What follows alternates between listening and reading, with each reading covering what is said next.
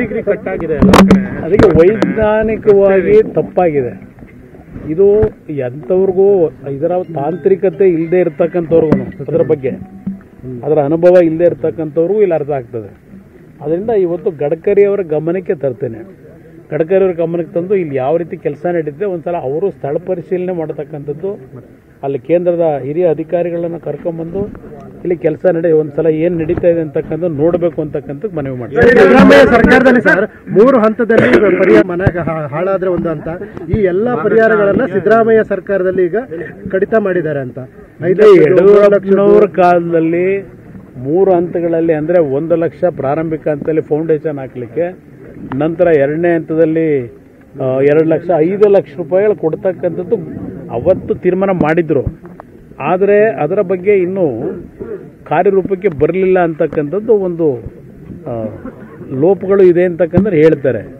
ಇಲ್ಲಿ ನಾನು ಹೇಳ್ತಕ್ಕಂಥದ್ದು ಸರ್ಕಾರಕ್ಕೆ ವಿಶೇಷವಾಗಿ ಕೊಡಗು ಮತ್ತು ಹಾಸನ ಚಿಕ್ಕಮಗಳೂರು ಜಿಲ್ಲೆಗಳಲ್ಲಿ ಮನೆಗಳು ಬಿದ್ದಿದೆ, ಭಾಳ ಕಡೆ ಮನೆ ಬಿದ್ದಿದೆ.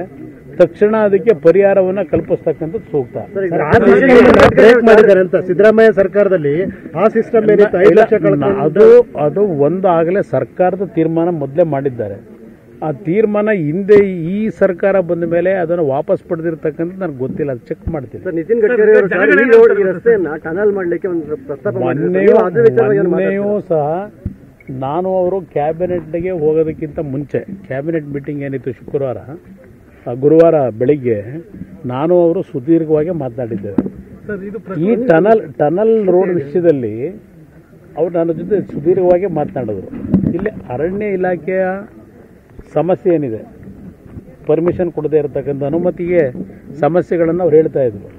ಇಲ್ಲಿ ಒಂದು ಟನಲ್ ರೋಡನ್ನು ನಾವು ಮಾಡೋದ್ರಿಂದ ಇವತ್ತು ಈ ಒಂದು ಪ್ರಕೃತಿಯ ಮೇಲೆ ಆಗ್ತಕ್ಕಂಥ ಅನಾಹುತವನ್ನು ತಪ್ಪಿಸಬಹುದು. ಮತ್ತು ಮಂಗಳೂರಿನ ಪೋರ್ಟ್ ಏನಿದೆ, ಇವತ್ತು ದೊಡ್ಡ ಮಟ್ಟದಲ್ಲಿ ವಾಣಿಜ್ಯ ಚಟುವಟಿಕೆಗಳು ಆರ್ಥಿಕವಾಗಿ ಕರ್ನಾಟಕದಲ್ಲಿ ಬೆಳೀಲಿಕ್ಕೆ ಅವಕಾಶಗಳಿವೆ. ಎಲ್ಲ ನಾವು ತಮಿಳುನಾಡು ಮೇಲೆ ಡಿಪೆಂಡ್ ಆಗಿದ್ದೀವಿ, ಅಲ್ಲಿ ಪೋರ್ಟ್ಗೆ ಹೋಗಬೇಕು ಸರಕುಗಳೆಲ್ಲ. ಇಲ್ಲಿ ಇದು ಮಾಡೋದ್ರಿಂದ, ನಮ್ಮ ಟನಲ್ ರೋಡ್ ಮಾಡೋದ್ರಿಂದ ಮುಂದೆ ಕರ್ನಾಟಕಕ್ಕೆ ತುಂಬ ಒಳ್ಳೆಯ ಒಂದು ವಾಣಿಜ್ಯ ಚಟುವಟಿಕೆಗಳಿಗೆ ಅನುಕೂಲ ಆಗುತ್ತೆ ಅನ್ನೋದು ಸುದೀರ್ಘವಾಗಿ ಮಾತನಾಡಿದ್ದಾರೆ. ಇದರ ಬಗ್ಗೆ ನೋಡೋಣ ಮುಂದಿನ ದಿನಗಳಲ್ಲಿ. ಈ ಒಂದು ಟನಲ್ ರೋಡ್ ಮಾಡ್ತಕ್ಕಂಥ ಭಾಳ ವರ್ಷಗಳಿಂದ ಚರ್ಚೆ ಅಂತಲೇ ಇದೆ, ಅದನ್ನು ಕಾರ್ಯರೂಪಕ್ಕೆ ತರಲಿಕ್ಕೆ ಪ್ರಯತ್ನ ಪಡ್ತೀವಿ.